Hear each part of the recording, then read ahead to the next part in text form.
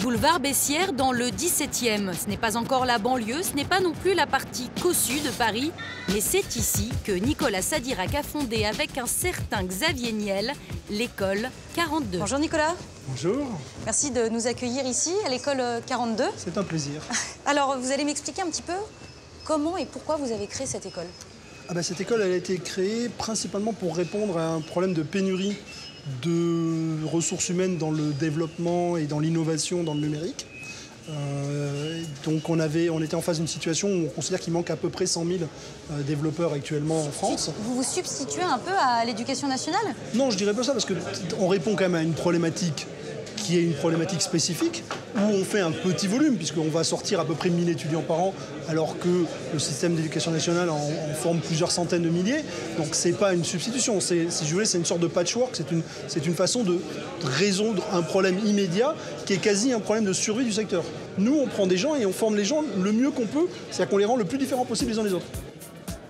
Tous différents, avec ou sans diplôme, cette école est accessible à tous, entièrement gratuite, et les profils des candidats sont parfois très éloignés du milieu informatique. Pour entrer à l'école 42, il faut tout simplement passer un examen qui dure 1 mois.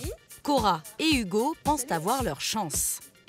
Ça veut dire que tu sauras à la dernière minute, le dernier jour, si t'es prise ou si t'es pas prise. T'as aucune idée là pour l'instant de ton niveau par rapport aux autres? Moi j'ai une idée de mon niveau par rapport aux exercices qu'on a fait, par rapport aux notes, puisqu'on a la liste de toutes les notes qu'on a obtenues aux exercices, aux examens et aux projets perso, aux projets de groupe. D'accord. Mais après, on sait qu'il y a beaucoup de paramètres qui rentrent en compte. Comme le fait de faire des corrections. En fait, les corrections, pour chaque journée, on doit se faire corriger 3 fois et être corrigé se faire corriger 3 fois et corriger quelqu'un 3 fois. Ça permet justement de soit expliquer ce qu'on a réussi à faire et que quelqu'un n'a pas réussi à faire, ou alors si la personne a réussi à bien avancer dans les exercices et qu'on n'en a pas rendu, elle nous explique comment elle a fait. C'est qu'il n'y a pas de prof?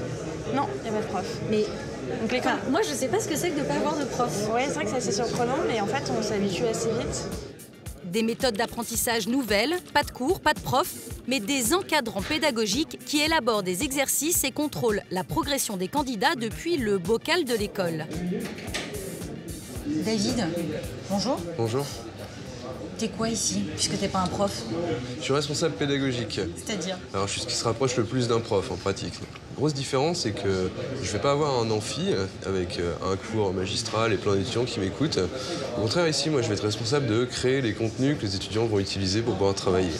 Il n'y a pas une véritable relation étudiant-professeur, il n'y a pas cette gêne ou cette espèce de mur de verre qui va gêner un petit peu.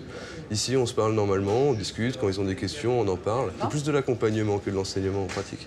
Ça revient un petit peu au vieil adage de donner un poisson à un homme et il mangera une journée, prenez-lui à pêcher, il mangera toute sa vie. C'est le principe ici, au lieu d'expliquer directement à l'étudiant comment est-ce qu'on résout le problème, on laisse réfléchir sur le problème jusqu'à ce qu'il finisse par trouver lui-même. Après 1 mois d'épreuves ininterrompues, il n'en restera que 800. 800 étudiants sélectionnés et recrutés pour intégrer la formation 42. Ils en sortiront dans 3 ans ou plus, sans diplôme officiel, mais avec la conviction d'avoir participé à une expérience hors norme.